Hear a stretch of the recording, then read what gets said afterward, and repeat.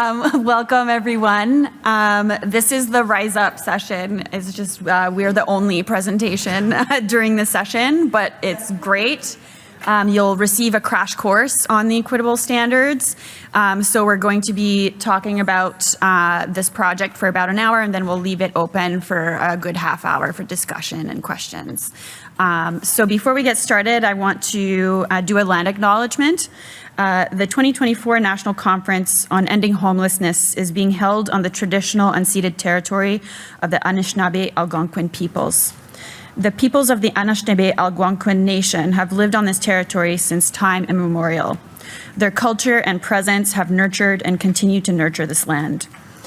We acknowledge and celebrate the many First Nations, Métis, and Inuit peoples from coast to coast to coast who participate in this conference and lead the work to end homelessness across Turtle Island. I would even add to that, especially in the conversation that we're having today about youth aging out of care and youth from care transitioning to adulthood, there is a lot of overrepresentation still to this day of Indigenous children and youth in the mainstream child welfare system. So we have to acknowledge and also understand our role in decolonizing the work that we do so that we're addressing the overrepresentation and preventing it in all the work that we do. So just to introduce myself very quickly, I'm Dr. Melanie Doucet. I'm the project lead on the Equitable Standards project and also part of the National Council of Youth and Care Advocates, which is the body that has helped co-create this project. And I'm going to let my co-presenter introduce herself. Thank you, Melanie. It's really weird when I'm used to just holding a microphone and I'm like this far away and it's like still projecting to you, so it's a good thing. So hi everyone, my name is Cheyanne Ratnam and I'm visiting here from Treaty 13, Toronto, but specifically land covered by the William Treaties, which is Scarborough, a suburb outside of Toronto or within Toronto. And I am the Ontario rep on the National Council for Youth and Care Advocates, as well as a part-time professor at Centennial College in Scarborough as well. And I'm also the co-founder and CEO of the Ontario Children's Advancement Coalition. And I do want to place myself as well within the context of this discussion. We both have lived expertise within child welfare. I myself grew up in group homes. Prior to that, I was in the youth criminal justice system as a young offender. And I also experienced youth homelessness and the impacts of all these systems in terms of my abrupt transition from these systems as an adult as well, experiencing housing precarity. Thank you, Cheyanne.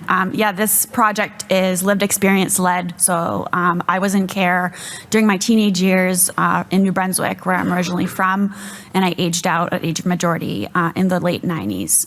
And that really drives the passion behind the work that I do, is to really change things for the generations of now and the generations to come in care so that they don't have to go through the things that I went through. There's some things that have changed since my time, but there are things that haven't. Like, we still don't have standards of what a guaranteed entitlement for supports and services would be for a young person as they transition from care into adulthood. It's still not quite a transition. It's often a jump over a precipice or a push, really, with a couple garbage bags of belongings to your names. So we really want to change that. We want to set the standard, and we want to set it from a lived experience-led lens. So this is really what the Equitable Standards is about. So I really want to emphasize before we get started that the Equitable Standards for transitions to adulthood for youth in care are focused on achieving meaningful change in the mainstream child welfare system. And we acknowledge and recognize the sovereignty of First Nations, Inuit and Métis nations and peoples, their inherent jurisdiction over child and family services, and their approach to raising and caring for children in community, which has existed since time immemorial. We do have folks on the National Council who have lived experience in the child welfare system and are also Indigenous, but they were placed in the mainstream system. And so we're really targeting the system that needs to be changed at its fundamental core. I will mention that Indigenous Services Canada has indicated that the Equitable standards are a guiding framework for eligible funded activities under their post-majority support services program for First Nations youth and young adults on reserve. So I highly recommend if you have any eligible youth that you work with that you go take a look at their website regarding that. So just to give you a quick context of who the National Council of Youth and Care Advocates is, we're a council comprised of people with lived experience from across the country, youth and care networks and youth-led organizations, as well as a couple ally organizations like the Child Welfare League of Canada and Away Home Canada. And really our common purpose is to impact meaningful systemic change for youth in and from care as they transition to adulthood. We initially got together at the beginning of the pandemic in March 2020 to advocate for moratoriums and emergency measures on aging out because no governments were making announcements on that at the time, and we were really concerned that youth were still having to age out as usual in a really unprecedented and dangerous time. We were actually successful in getting moratoriums and emergency measures established in a lot of the jurisdictions, but after we were able to achieve that, we were like, okay, now what? Like, what happens when those expire? What happens when the pandemic ends? I say this in quotation because we're still kind of in it. But what happens when they're lifted? Do we go back to the way of doing things before the pandemic? That status quo that we all know isn't working. The statistics of youth aging out of care are abysmal, and they're overrepresented in the homeless population. They're over 200 times more likely to become homeless because of the legislation and the age cutoffs and the lack of social support systems.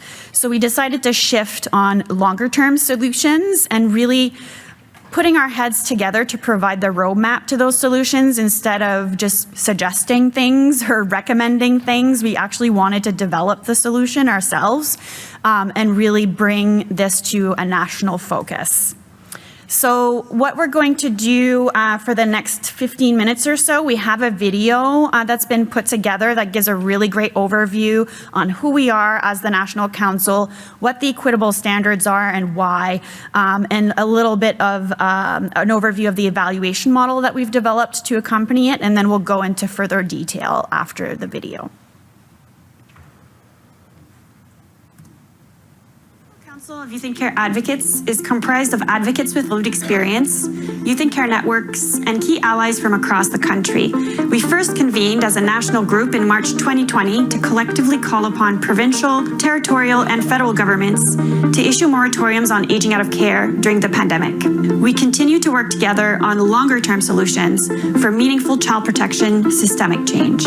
Working with the National Council has really given me a space to interact with and connect with people who are like me across the country. I get to learn about all these different pillars, and it makes me more aware and sensitive to the needs and the struggles of youth and care and helps me cater my services to them. My involvement in the council means something bigger than myself. We've all kind of been in the advocacy sphere in different ways. And working with the council has taught me of the impact that the child welfare system has on young people and families. As someone who's had care experience myself, the work that's being done is really important. And then as a social worker who works in Indigenous child welfare, it's really important and meaningful for them to have a voice on this council. That's the whole work of the council, is making sure that young people who leave do so when they're ready and do so with adequate transitions in place and adequate supports. This was something that was never talked about 20 years ago when I was aging out of care, and to see that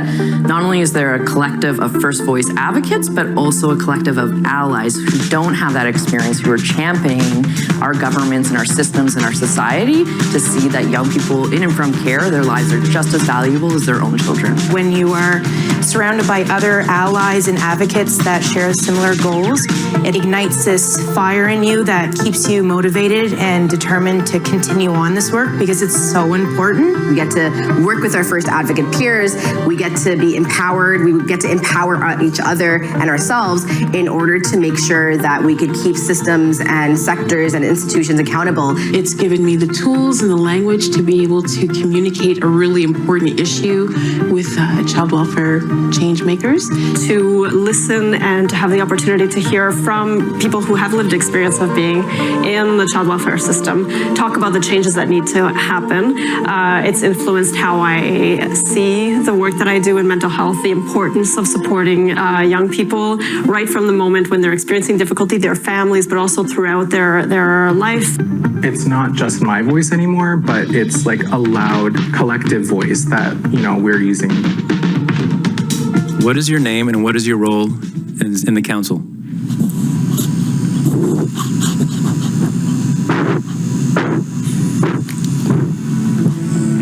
The Equitable Standards for Transitions to Adulthood for Youth in Care consists of 8 standards across 8 transition to adulthood pillars that governments and service providers across sectors should be held to ensure transitions to adulthood are healthy and supported for youth in care across the country.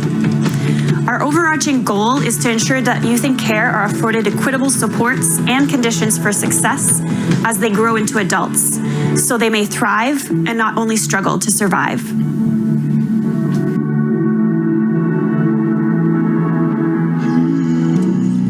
As we know, we all need a minimum basic income to be able to survive and meet our basic needs. Support for housing, for mental health and well-being, for recreation and social inclusion. It supports young people to not have to choose between finding employment and investing in their education. The financial pillar gives them the structure, the guidance, the knowledge in terms of budgeting, in terms of financial management, in terms of setting themselves up for future, a significant investment into their own well-being that they're not necessarily ready for until they have grown into adults. We need to give them those resources so that they can thrive. Then we can focus on education and your goals and your emotions. So I think that with financial stability for these youth, they can really blossom.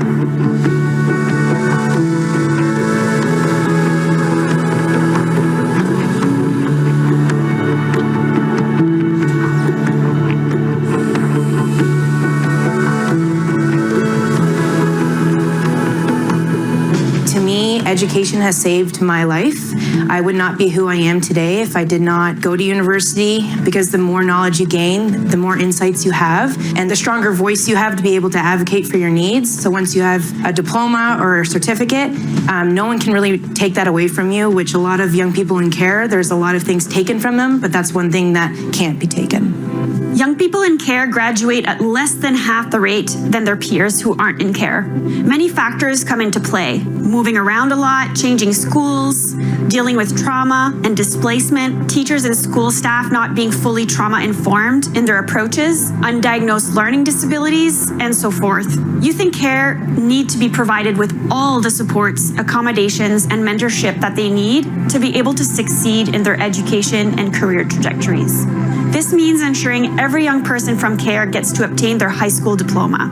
It also means that any youth in care who wants to pursue post-secondary education and/or professional development opportunities are fully supported to do so.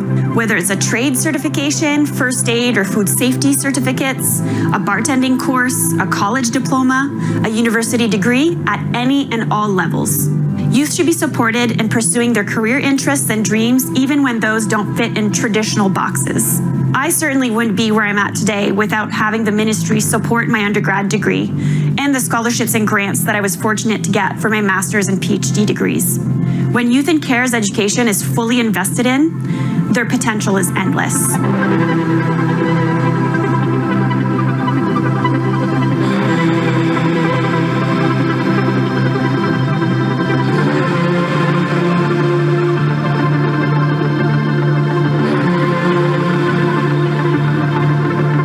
I do want to point out is the disproportionate amount of young people who fall into the pipelines, into homelessness, trafficking, intimate partner violence, and so on and so forth, the prison system as well. These are all, unfortunately, realities for our young people. And I think that in terms of housing, it's not only about finding a shelter with like 4 walls and a roof over your head, it's also about finding something affordable, something that's safe, where you belong, where in the neighborhood that is safe for you, do. For our young people, housing is just harder to also access because sometimes 16-year-olds who are accessing housing, sometimes 18-year-olds, and sometimes ageism plays a role in terms of discrimination. When you have housing that meets all the criteria, you are better able to flourish in your life, and therefore you're able to concentrate on education more. You're able to concentrate on employment more, and I think that's such a core need for all people, but especially for our young people who experience discrepancies.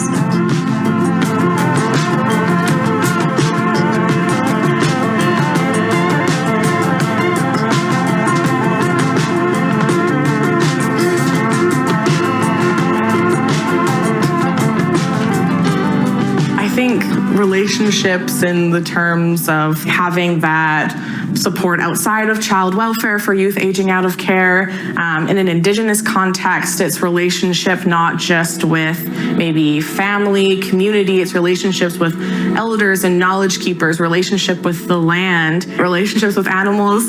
A lot of youth from care end up getting cats and dogs, and that's something that they're able to care for, who can care for them and give them that unconditional love that they often don't get from other places. It's getting away from all of the kind of systemic and more professional way of that people think that we should come to practice in. That started this long history of these shallow connections with people where a worker would come in and, just by reading the file, they thought they knew you. And the importance of grounding them in relationship, and something that our Youth Advisory Committee talks about quite a bit is relationship-based social work. It's coming to practice as a person, meeting another person and getting to know them, getting to know who they are, what their interests are, sharing some of our interests, and actually building some kind of trusting relationship that can build belonging and a sense of community.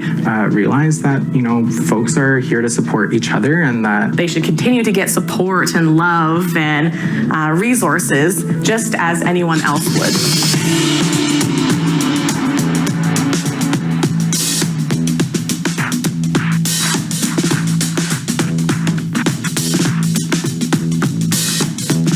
For me, growing up in care, and my parents were residential school survivors, so I've had that loss of culture and spirituality, and so I'm trying to regain that, I guess, and learn my language and my culture. I can feel it in my bones when I see and hear my culture being expressed, in various ways, and I can feel that yearning. I didn't even know what First Nation I was from, who I was a band member of, until I was almost done high school. I went to a Catholic school and I went to a Catholic church, but nothing ever felt true for me until I came back to my own native culture. I sincerely believe that is going to help care providers and policymakers ensure that Indigenous youth are able to receive the support that they need to nurture, build, and maintain those meaningful and reciprocal relationships with their Indigenous communities and cultures.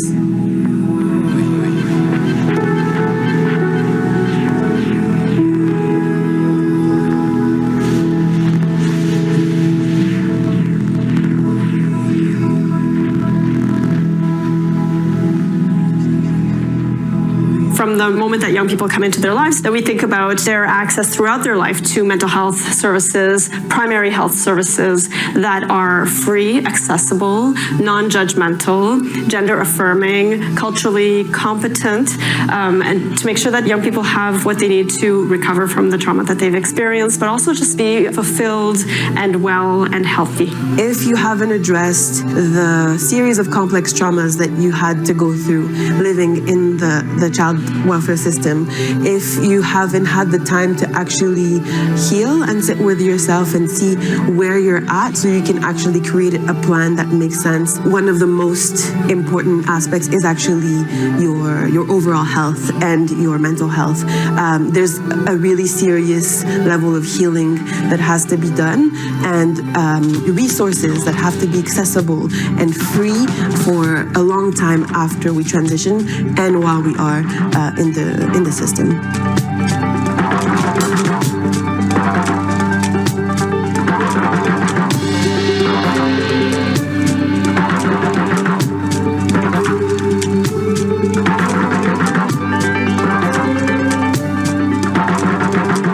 To be able to advocate for yourself and to be able to stand up for your own rights means that other people can't take advantage of you because you don't know about them. Having the baseline standard of what youth deserve leaving care so that they know what services they're going to receive upon leaving care, no matter what province they're from, no matter where in Canada they leave care or when they leave care. The baseline of the Equitable standard is just that it really infuses equity into the community. And it's really meaningful because it connected me to my community that I know now, and I identify as being from the community as an advocate.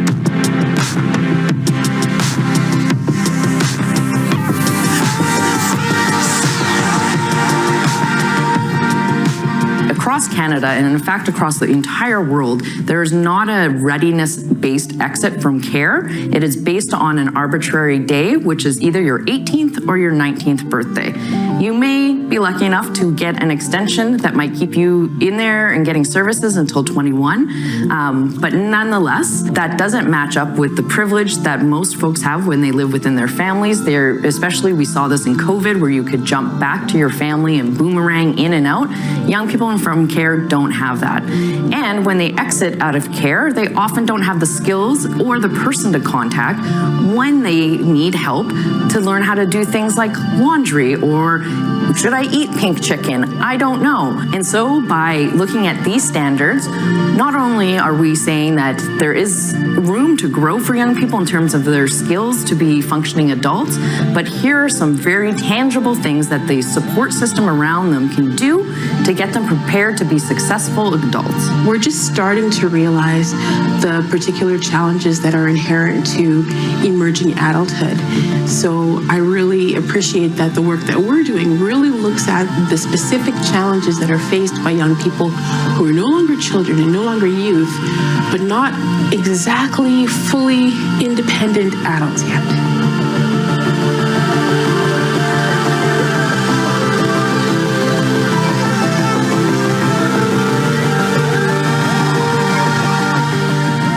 Standards evaluation model is an accountability and quality assurance tool that provides a step-by-step approach for those who work with young people in and from care to identify the areas in service delivery, support, and policies that are already aligning with each of the 8 equitable standards in the areas that require improvement and further action. A commitment to the implementation of the equitable standards is a commitment first and foremost to youth in and from care, to the ones currently transitioning to adulthood, the ones who are on their way, and the generations of the future.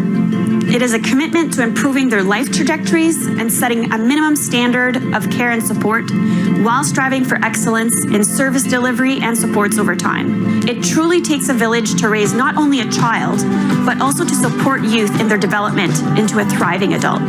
We ask key stakeholders to commit to working better together within and across sectors and to challenge themselves to think outside of systemic boxes to meet young people where they're at.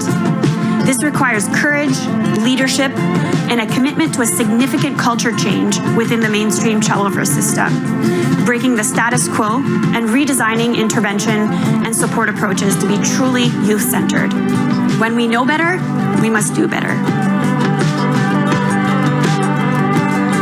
At what age do you think youth in care should exit the system to transition to adulthood? Okay, great. Do you have any last words? Delicate dance between the opposites, centered on winning. A place where all can feel safe. Doctors, lawyers, engineers, politicians, dentists, flight attendants. So the video features every single member of the National Council, and a lot of the people who are speaking have lived experience in the system themselves. So I want to talk a little bit why we chose the word equitable and not just standards. The reason for that is because it recognizes that one size does not fit all, and that providing the same supports to everyone doesn't elevate them all to the same level or standard or ability to participate in society and have opportunities for success. It also recognizes that each young person in from care has different circumstances and allocates the exact supports and resources and opportunities that are needed for them to reach outcomes that are equal to those of youth in the general population. I'm trying to scroll here. And it also incorporates a trauma-informed approach as well, because again, youth in care live with various forms of trauma, which can manifest in different ways, including the inability to seek out for help themselves or to even voice that they need help. And or it can also be accepting help. So sometimes there's defiance, there's walls built up, and rightfully so. They have mistrust in authority figures and the systems who have failed them. So the door should always be left open for them to return if they decide to change their minds, because oftentimes what we see happening is young people will leave care because they're just fed up with the system and they don't want anything to do with it. They had a terrible experience either in their placements and or with their social worker. That was kind of my case when I left care. I didn't have a great relationship with my social worker. But then once they're actually in the real world and are going through crisis, they're like, I actually really need help right now.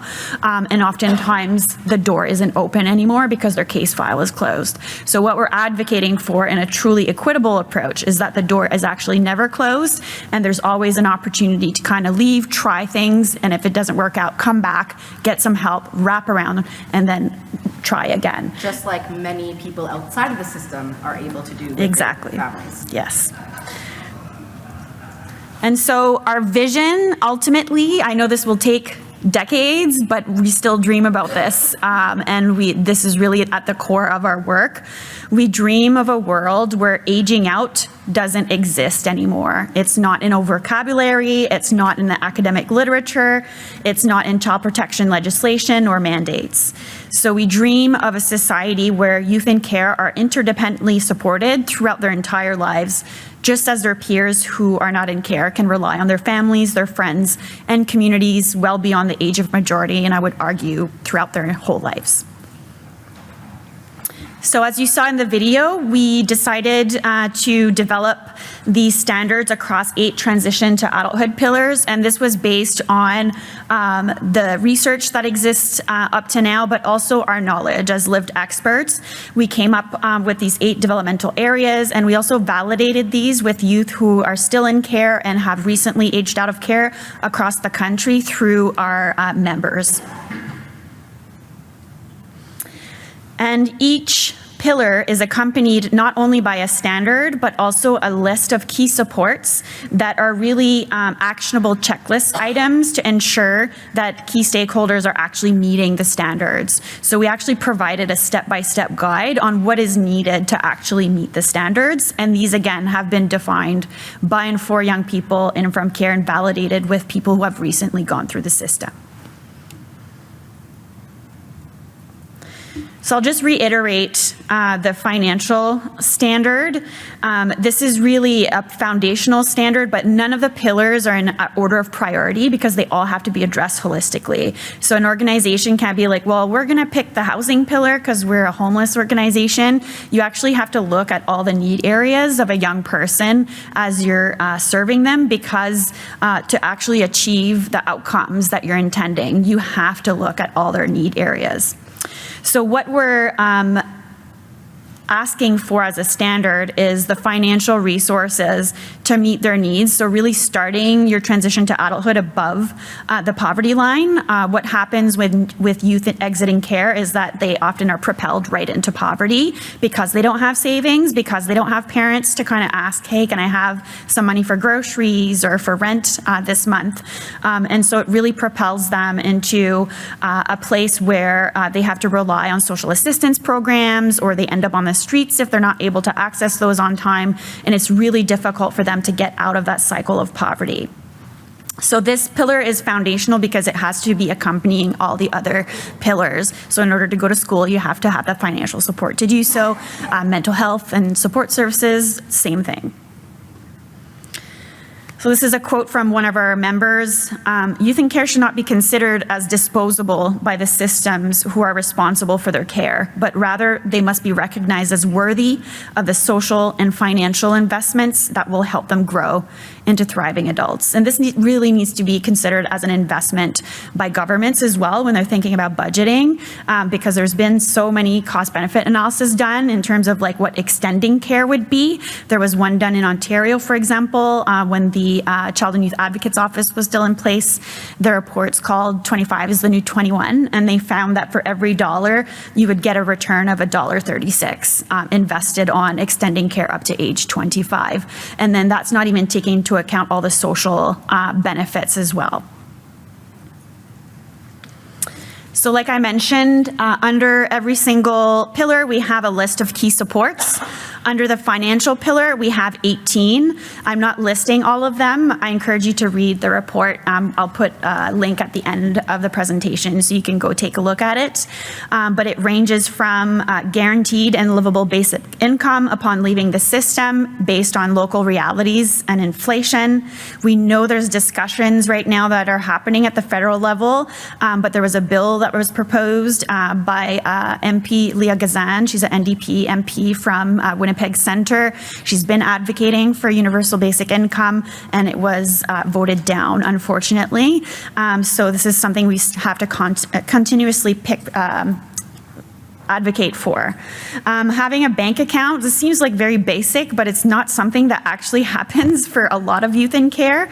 Having a bank account with a savings set up as soon as a young person enters care. So regardless if it's 5 months old or at 15, this should just be the guaranteed kind of expectation with a regular contribution to savings by the ministry as the legal guardian, regardless if the young person is able to contribute themselves or if the foster family is able to contribute as well. So that way when they exit, they have this savings to rely on. Also financial and investment literacy that's acquired via accessible and youth-friendly workshops and professionals who understand youth and care realities. So there has to be some training happening. Preferably peer-to-peer is the best way to do it. So people with lived experience training young people on these topics would be the best way to go. So for example, how to do your taxes. That's something I did not know at all. I didn't even know what a credit score was when I exited care. And when I went to set up my utilities, they were like, oh, you don't have a credit score. And I was like, what is that? They had to kind of explain it to me. And I felt embarrassed that I didn't know. And they said because of that, you have to put a large deposit to get electricity or a phone line, because we still had phone lines, physical phone lines back when I aged out. No cell phones at the time. And yeah, I had to put significant deposits, and that took out of the very small budget I had to kind of get my life started. And I ran out of money very quickly. And I ended up, couch surfing and going to food banks and all of that in my first year at university. So having tax clinics, for example, some youth and care networks do that, and it's really helpful to the youth and care community. Learning how to build your credit score, how to access disability assistance if you have a disability, how to access EI, how to do investments, have some training about that, and mentorship, having a financial advisor that follows you throughout your time in care and afterwards. All these things are not provided, and for us, it needs to be the standard for youth to be successful. I'll pass it on to Cheyanne for the next one. So although it's not in any particular order, pillar number 2 is education and professional development. And in basic terms, the pillar is the expectation that every young person should experience an environment where they can learn and grow in ways that are meaningful to them and at their own pace. I could say that many young people who exit the child welfare system are young people who have historical trauma, chronic trauma, complex trauma. Are they all ready for school right after they exit from the child welfare system? Let me take a poll. How many people think that they're ready to go to like university or college or anything? Correct.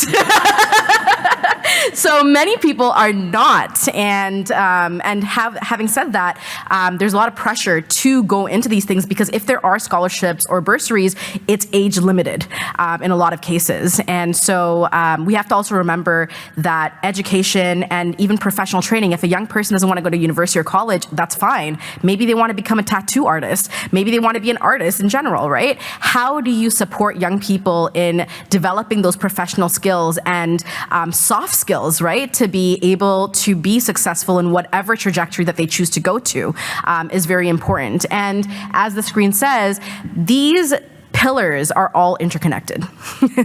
So even if you get into school, that's fine, but then you still have the burden of trying to figure out how you're going to pay for food, how you're going to pay for, your transit pass, maybe your transportation pass. How are you going to pay for internet? How are you going to pay for the books, the clothes that need to be worn in professional spaces or educational spaces?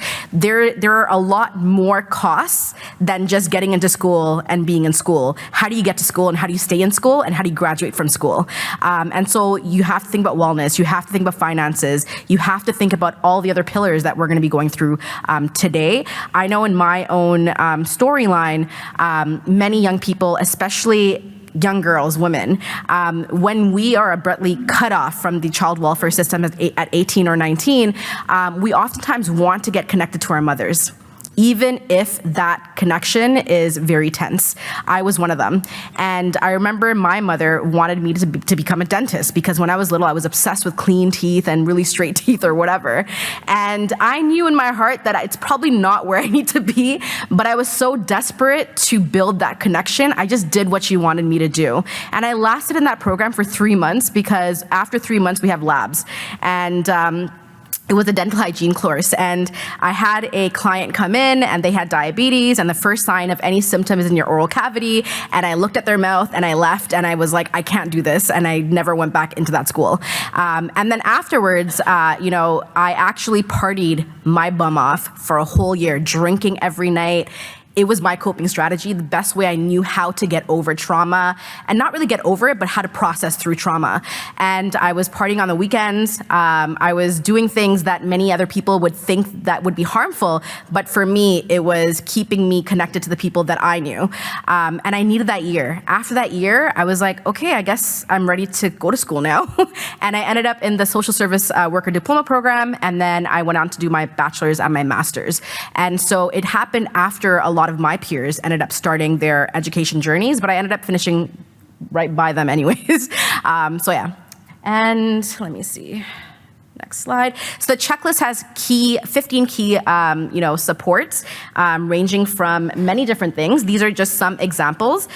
So full post-secondary education supports at any time, any level in any program, regardless of guardianship status, including out-of-province programs. Free and up-to-date technology for schooling, example, computer and software. We know that we need technology to get through post-secondary education in this day and age.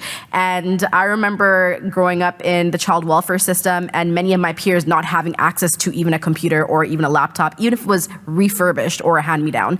And that definitely incurred some challenges in terms of, doing their papers on time without needing to travel to the library, without needing to wait for a computer and so on and so forth.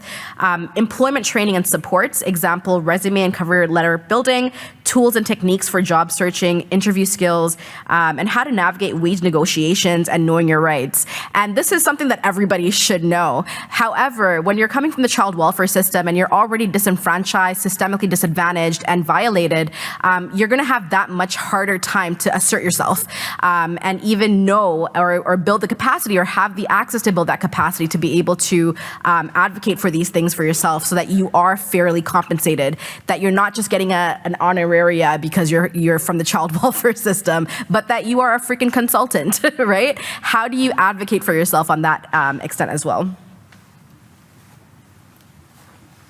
So for the housing pillar, which I'm sure a lot of you are interested in, the reason why we say without strict rules and conditions to abide by, it's really tied to the further institutionalization of youth if they choose to participate or if they're able to participate in transitional housing programs. Because oftentimes the ones that are administered by the system and sometimes even by community organizations, over-surveil them, also have eligibility criteria that they can't meet, and are not like harm reduction and trauma-informed focused. And so that's what we mean by without strict rules and conditions to abide by, over and above what an average young person in the general population would be expected to abide by.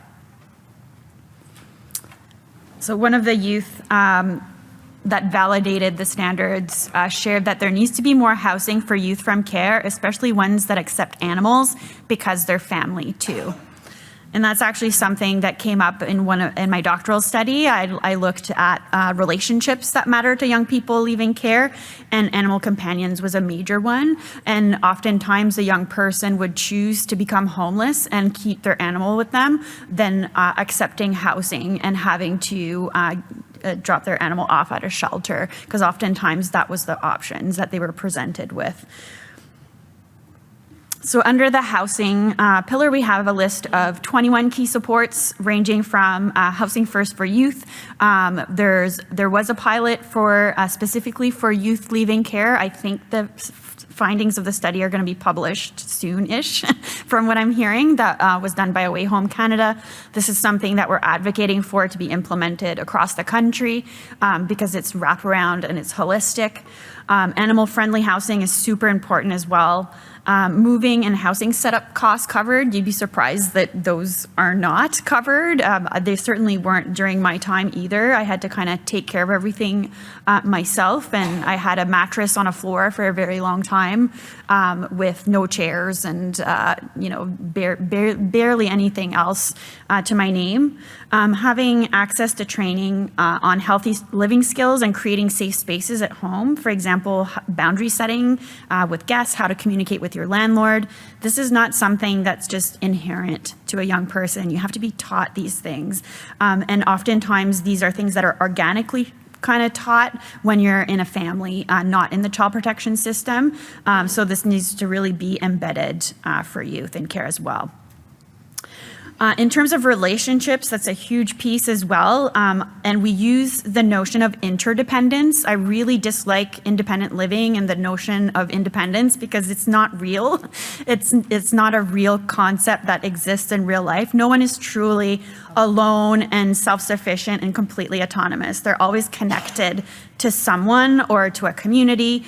And I think that notion of independence and independent living kind of makes youth in care think that that's the standard of success. You have to be completely not asking for help and be successful on your own. And we're saying, no, that's not real life. And that's actually the system that kind of set it up that way so that they can kind of wash their hands from you and not have to make connections for you.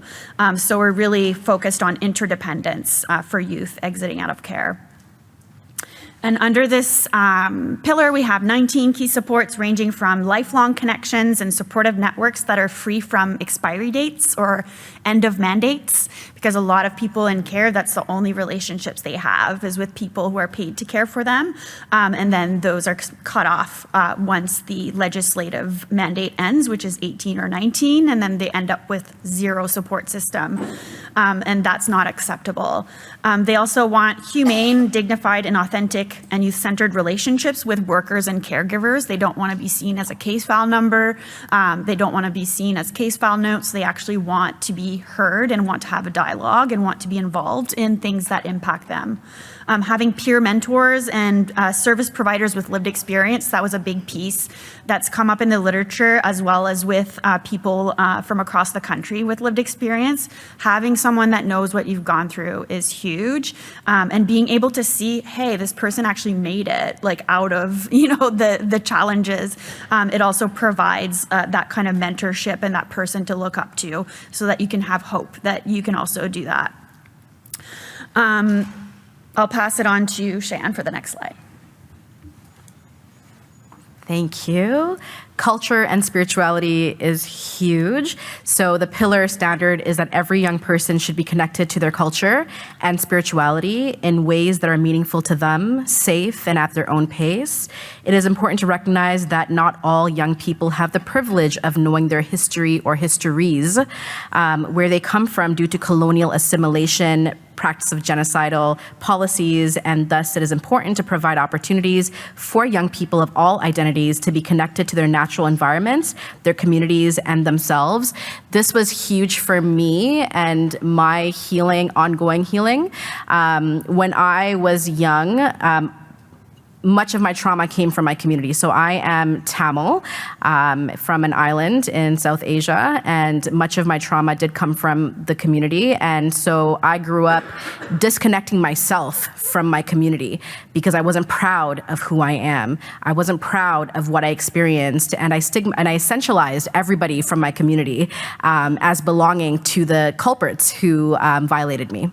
And after getting into care, nobody really asked me, like, do you want to, mingle with your community members? Like, do you want to get to know your language again? I stopped speaking my language when I was 12 years old, and I started speaking it again at 27.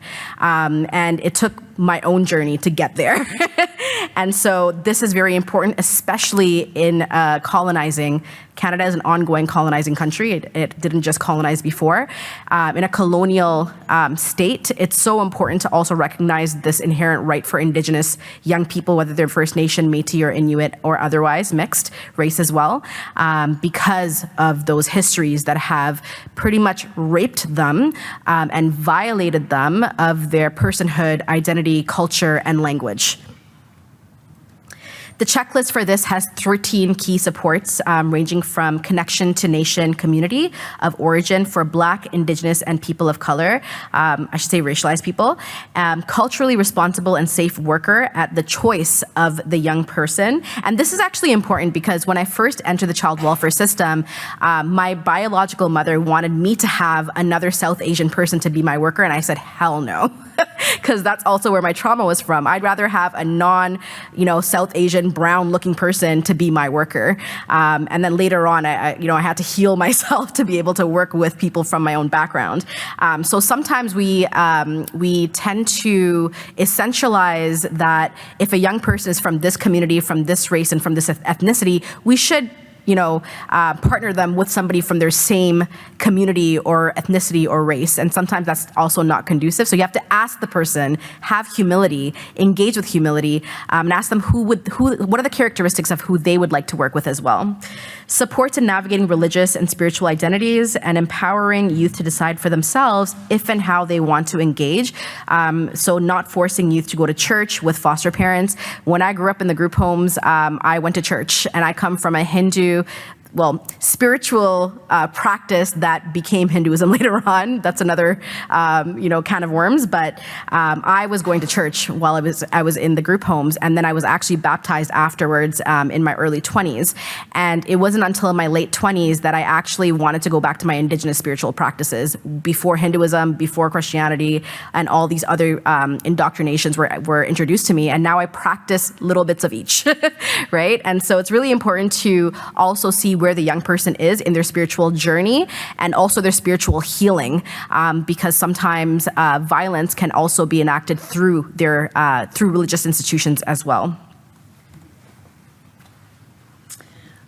This one is important as well, as Marcel was talking about in the video, that the healing that has to be done for youth who have been in care is significant and lifelong. I mean, I'm still in therapy. I'm probably going to be in therapy for the rest of my life, but it's something that should just kind of be guaranteed to young people as they enter care, and not something that they have to seek on their own. And this notion of like trauma-informed, harm reduction focused, non-judgmental, it really needs to be put into practice. So this is the pillar with the most key supports. We have 27 of them, ranging from guaranteed, like having a family doctor, dentist, and optometrist that you go see regularly before you leave care. Lifelong access, so meaning no session limits to support to heal from trauma and whatever that looks like. So for some people, they might do well with a therapist or a psychiatrist and so on. But other people, that doesn't work for them and it actually causes more harm. So having more alternative types of therapies or even complementary healing supports, ecotherapy, action therapy, animal-supported therapy, art therapy, all of these different ways, culturally relevant ways of healing as well, like going to the land, working with an elder. Those things need to be considered just as important as traditional healing opportunities. Having lifelong access to health benefits coverage when needed. So again, it will vary from a youth to youth, but as long as it's needed, this should be a guaranteed support until, like, for example, they've achieved employment and they're able to get coverage through their employment. And that includes coverage of medications, optical care, dental, ambulance assistance, and so on. Having emotional support certification done for animal companions while they're in care or as they're transitioning is really important so that they can encounter the barriers to housing because you can't be refused housing once you have certification. And having a worker actually support you in filling out the paperwork and getting that certification is also really important. So pillar number 7 is advocacy and rights, and the standard is that every young person should have their rights respected and should experience environments where their voices are heard and their silence is addressed holistically. We do have a quote that many of you will know. It actually was pretty much birthed through the homelessness network of people and utilized in other sectors afterwards, and it is nothing about us without us. Very important. And the checklist for this has 20 key supports ranging from youth-centered engagement and empowerment in all forms of interventions and case management decision-making.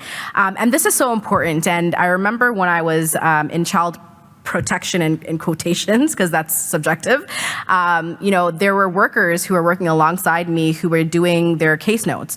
One of the things that I always tell my students is that these case notes live beyond the expiry date of a human being. Just sit with that for a second. So the stigma of you having the power of the pen and writing their story on that paper will live with them beyond their death and also impact them, right?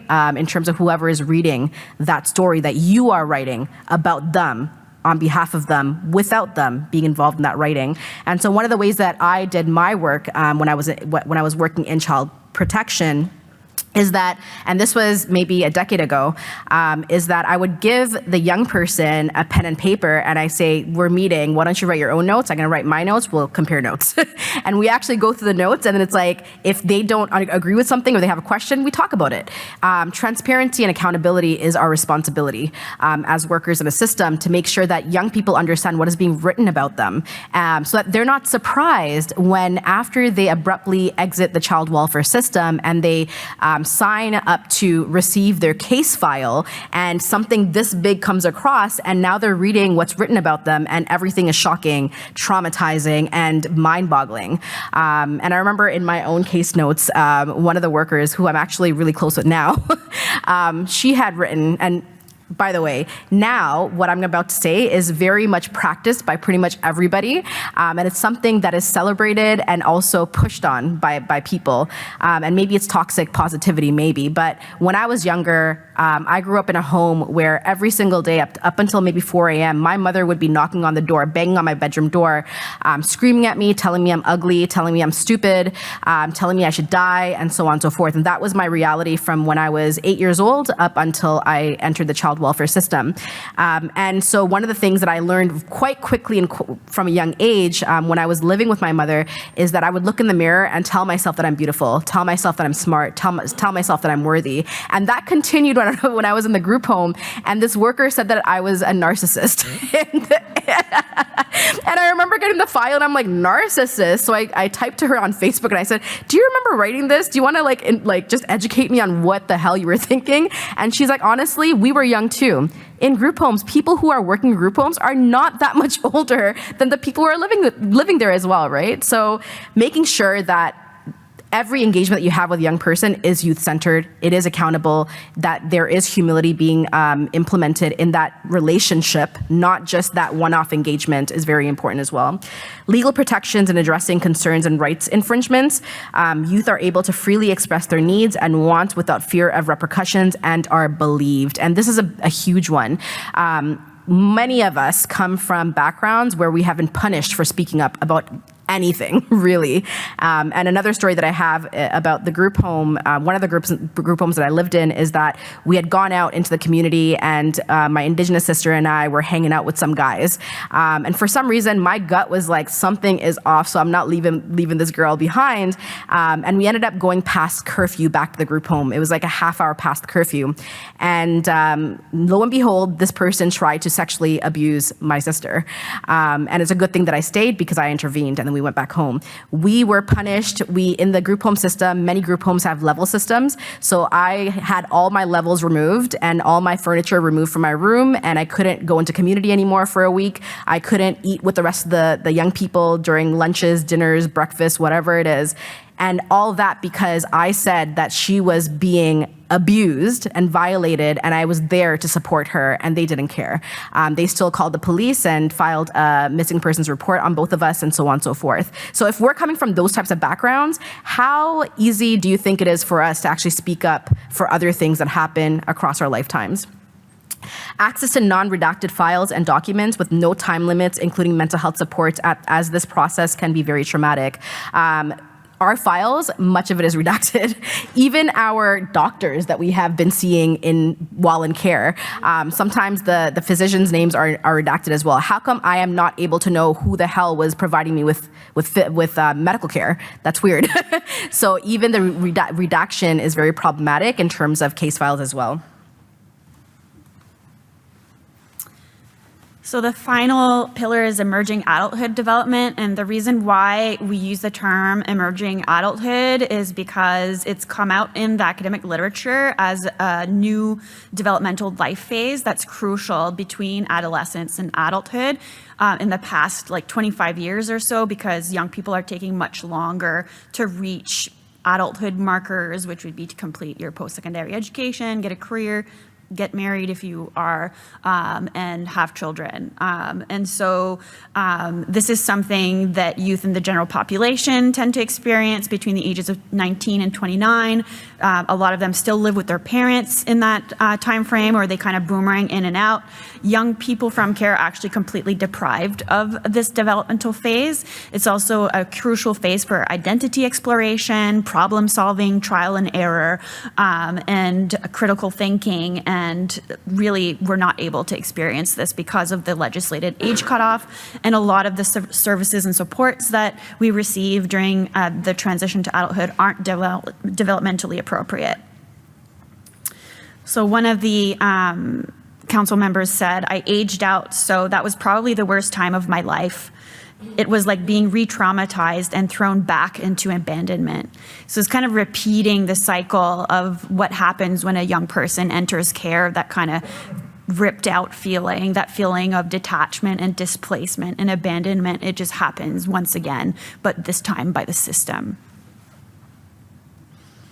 So under this pillar, we have a list of 13 key supports, which range from readiness-based transitions to adulthood, so no longer having an age cutoff for whatever programs or services. And also in the legislation, it's really based on the individual youth's sense of readiness as they transition to adulthood. And like I mentioned earlier, they can decide they're ready and then realize, actually, I'm not, then come back and try again. Having continuous access to supports when needed, no closed files, that ties into that as well. Having specialized workers for youth in care and emerging adults who actually have training in adulthood, emerging adulthood development and adolescent development, and have a passion to work with this population. Because what we tend to see is when there's no specialized positions like transition workers, for example, it's a social worker who has all kinds of case files from adoption and younger children in care, and they don't really understand how they need to completely shift their approach with teenagers. You can't be just dictating what's going to happen. You really have to power share. Otherwise, you're going to get pushed back, and that's completely normal because teenagers are trying to establish autonomy just in general, like not even those in care. And then you add on trauma to that, and there's going to be trauma symptoms that are going to emerge. You have to be able to recognize those trauma symptoms and still stay there for them and be like, I'm not going anywhere, even if they're yelling at you and telling you to F off. And also having ceremonies and celebrations of life milestones. That's something that's really common for youth in care, where actually their age of majority birthday is like a doomsday for them. It's not a celebration to look forward to. That has to change. It actually has to become a celebration, and the community needs to come around you and celebrate with you. Celebrating some accomplishments as you transition to adulthood, like when you get your first apartment or when you get your first job, celebrating that. Someone there at graduations, I heard this in a panel earlier this morning from someone from care as well, saying nobody was at my graduation, so I didn't go, and I just went and collected my diploma. That should never be the case. There should always be people there for you to help celebrate, because it is a huge accomplishment to actually get to these milestones as a person from care. So I just want to quickly present the evaluation model over a few slides, and then we'll open it up for questions. So we published the standards in 2021, and then in 2022, we released the evaluation model to accompany the standards, and it really provides a fidelity model for key stakeholders to assess where they're currently at in meeting the standards and identifying the gaps that they need to address in order to meet the standards over time. So we basically have one module per pillar with each of the key supports that are kind of in an evaluation grid. So I want to show you what a scoring sheet looks like for a pillar. So this is for pillar 2, educational and professional development.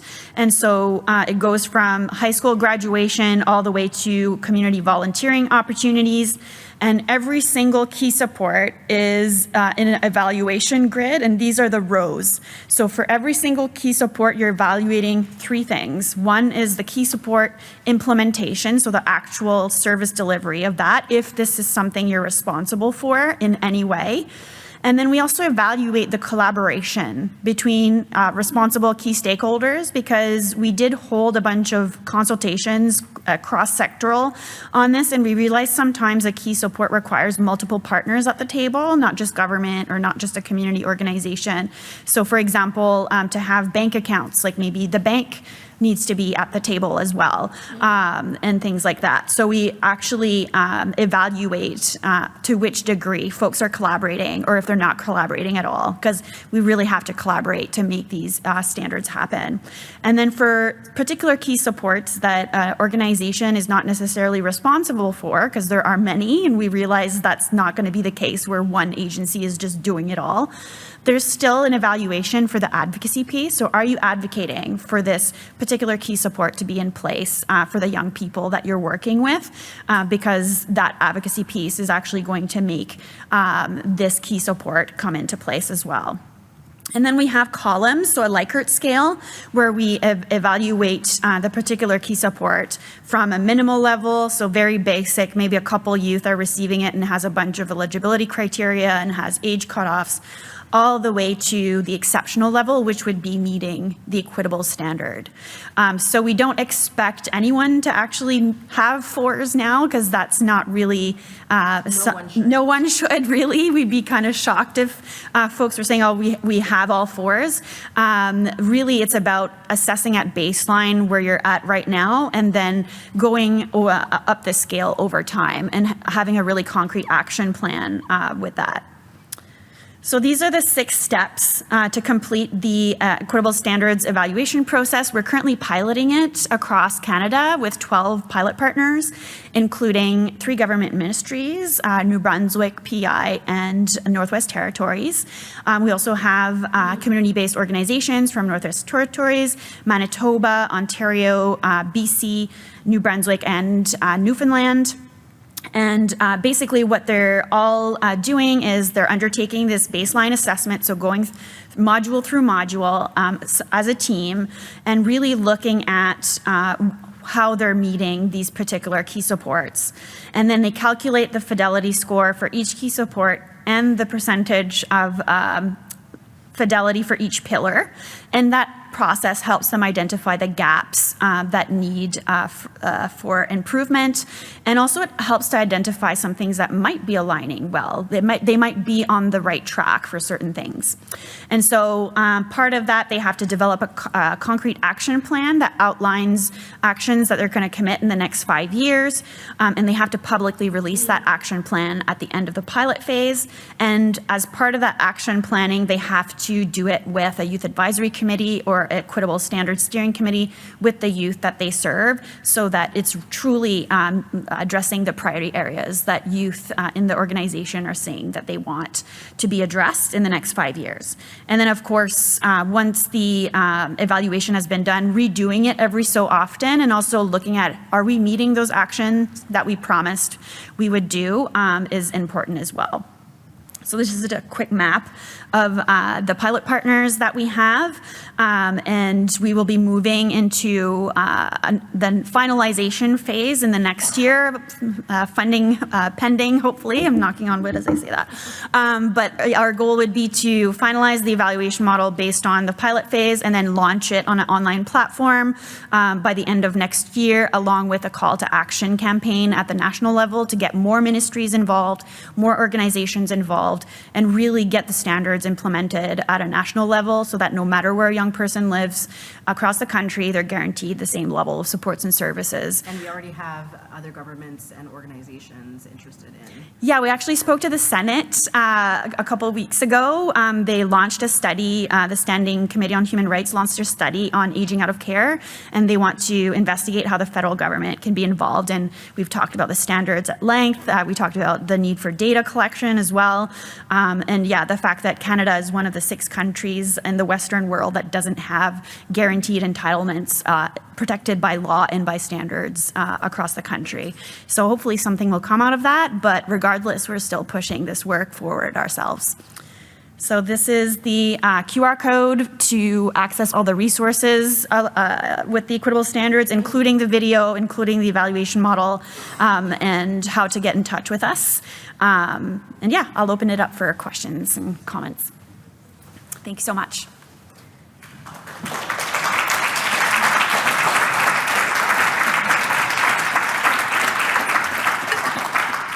Do you have a mic? Do you have a microphone for questions? Okay, we'll just ask questions. Speak yes. out loud. Hi, so thank you. Hi, thank you. That's great projection. And hopefully all of those will be passed, and that would be the ideal. Not only for youth in care, obviously that's what youth transitioning out of care, that's what you're doing. That would be the ideal for youth in general. My only concern is that it seems as though there's a bit of an assumption in some of the literature that you were sharing tonight that there is youth in care and there's like privileged youth. And there's like a lot of spectrum in between. And there's lots of folks that, you know, both professionally and personally that we're not in care. But, you know, I just think we have to be really careful to not make it like youth in care to have exactly like the socioeconomics, the 2 parents, the the support until the youth is 40 kind of thing, like, because that's not a lot of people's reality. It's definitely not black and white, for sure. Yeah. Yeah, I think too, like the comparative studies that we show that are like the outcomes of youth in care compared to like the general population, it is like the privileged population and not like marginalized. There was a study, however, done in Quebec that did do that they compared youth exiting care outcomes with like other marginalized youth, and there was still a bit of a difference, but not as drastic as when you look at like the privileged youth. But we do understand like there's nuance, but what we're saying is that youth in care should be as privileged as the youth who, as the privileged. Yeah, and that should be the standard. And I mean, this can be applied to like homeless youth that haven't been in care. This can be applied to a lot of different marginalized youth populations. We're just coming at it from our own lived expertise. So that's why we're presenting the framework in that way. But there's nothing to say that this can't be used as inspiration for other frameworks as well, because it's very intricate and addresses like a lot of the same similar need areas as like marginalized youth experience as well. Yeah. And we actually, so I'm the one who's been interviewing all the pilot partners from government to organizations, and much of our pilot partners, actually all of them, have said that this is so robust that it could actually be aligned to any population, that this should be the baseline for anybody. But because we come from the child welfare system, as Dr. Doucet has said, our focus is definitely on child welfare to make sure that our outcomes are much better than the dismal outcomes that we have right now. Yeah. Yeah. Oh, sorry. Oh, yes. Hello. Yeah, I think my question is just to build off that a little bit, because one of the things that I've been working with a couple of folks on are other transition plans for folks coming out of incarceration, folks coming out of long-term rehabilitation facility, anything where the pathway back to the life that this person is identified wanting isn't clearly established and supported. I'm curious, have you explicitly connected with folks in other sectors other than youth here yet, or is that something you saw just and these could be applied elsewhere? So in terms, starting to happen yet? even when you look at our pilot partners, for example, the community organizations, they're not all solely focused on people from the child welfare system. And so there is some diversity in terms of who they also support. And for example, which is Rachel's organization? LECAP. Yeah. LECAP is a mental health organization, and maybe they have like 3 young people, I'm exaggerating, but maybe 3 young people from the child welfare system, and the rest of them are not even connected, but they see how important this is for all the other marginalized young people who are systemically disadvantaged and violated as well. So we do have people knowing that this can be related and applied to other people beyond what we are focusing on specifically. Our work does intersect with the homeless sector, for example, because youth in care is so overrepresented. So we do talk to homeless organizations, especially youth homelessness organizations, quite a bit, and they see this as such a vital framework, not just for youth exiting care that they serve, but also the youth that are on the streets that maybe would have been put into care but didn't, because that happens quite a bit. And yeah, we also have the intersections with the youth criminal justice system. I didn't talk about it, but it's actually one of the key supports under one of the pillars to make sure that youth are diverted as much as possible, because we have legislation that actually encourages that. It's not put into practice well enough, and that they're actually given the supports to transition out of that system so that they don't return. Yeah. And we have many crossover youth who are part of the child welfare system and the youth, I was one of them, right? On top of the youth homelessness system as well. And so, yeah, I think we have many other sectors who are interested, and also just young people who have overlapping experiences and compounded nuanced experiences with all these multiple sectors as well. Mm-hmm. Yeah. Yes. Hi, my name is Jamie. I work for a nonprofit in Calgary as manager of landlord partnerships in housing. So recently we centralized, so I'm actually just beginning to get referrals for, because we have a group care as part of our portfolio. Kiddos aging out at 18 and becoming more familiar with how that process works, which I applaud you for the work that you're doing, because I think it's insane the way that it works right now.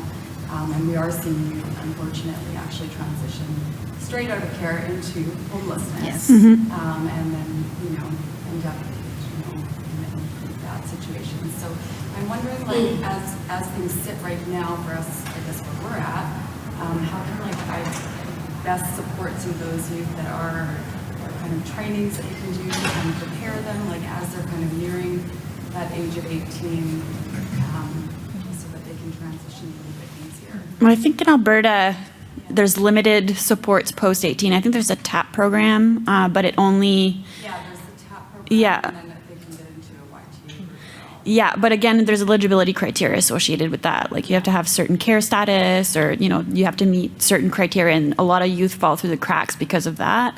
But I would say, advocating for the age limit to be pushed would be a good first step. And if you're able to actually change these policies internally within your organization and say, actually, we don't kick out people at 18, we're going to keep them in until 25, or maybe they don't age out. Actually, we let them go when they're ready. I think those are good things. Even if the government's not making those changes, I think at the community level, you can make those changes yourselves as an agency, if that's something that you can discuss internally. But that would be a good first step, because 18 is inhumane. That's something that I talk about at the Senate, is the United Convention for the Rights of the Child actually only covers, children up until the age of, under the age of 18.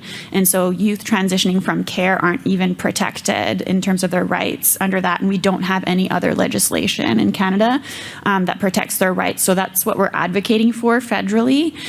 But we shouldn't be waiting for that to, be in place for us to do what's right, especially if we're not bound by, government mandates and legislation. Pushing for change, I think, is really important at the community level, and then advocating for the ministry to change things. Yeah. And also, just to pipe this in as well, utilize the standards, right? See what your baseline is and what you can improve, what you are doing really well as well, to give yourself cookies for that. But also just to see what programs need to be developed maybe, or activities need to be developed. Maybe there needs to be a young person's committee developed that comprises of young people from the child welfare system or wherever too, right? So even just utilizing the standards within your agency could be also a great start too. Yeah, I think I really encourage the formation of youth advisory committees, within organizations as well. If you don't have one in place, I highly recommend establishing one, so that you're actually talking to the youth that you serve and saying, what do you need? How can we help you? And they will tell you.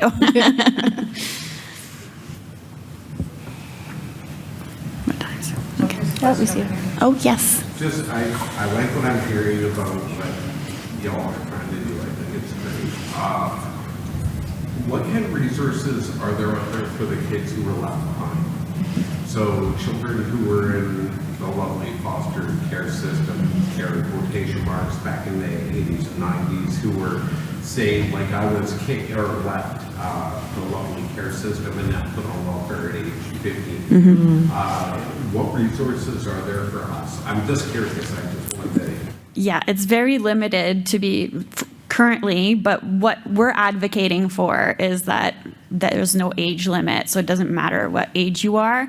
And that would be the same for I know the tuition waivers that were implemented in BC recently, they took off the age cap.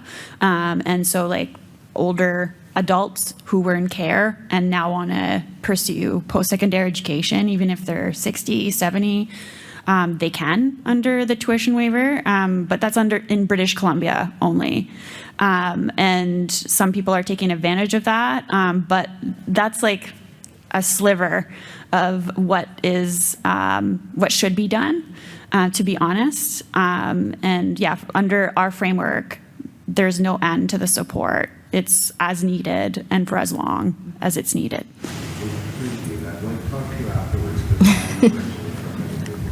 Oh, really? Yeah, this is a recent, the last 6 months kind of thing that was announced. Yeah.